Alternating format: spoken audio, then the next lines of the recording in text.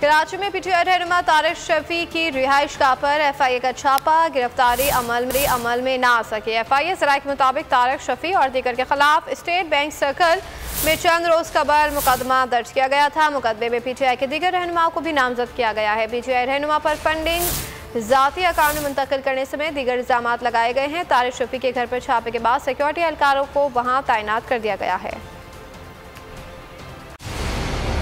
मंजिल, रास्ता,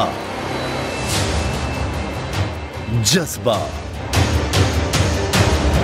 भयानक सच्चाई से हटाए पर्दे और तोड़ डाली झूठ की बेड़ियां। सलाखों से डरना कैसा जब चट्टानों ने पाला हो। इमरान खान बोल के साथ जुम्मे से इतवार रात 10 बजे सिर्फ बोल न्यूज पर। सबसे ज्यादा व्यूज, सबसे ज्यादा रील्स और सबसे ज्यादा रेटिंग के साथ बोल अब भी नंबर 1 पोजीशन पर बरकरार। अगर आपको हमारी ये वीडियो पसंद आई है तो लाइक पर क्लिक कीजिए, सब्सक्राइब करें और बेल दबाएं ताकि कोई खबर रह न जाए।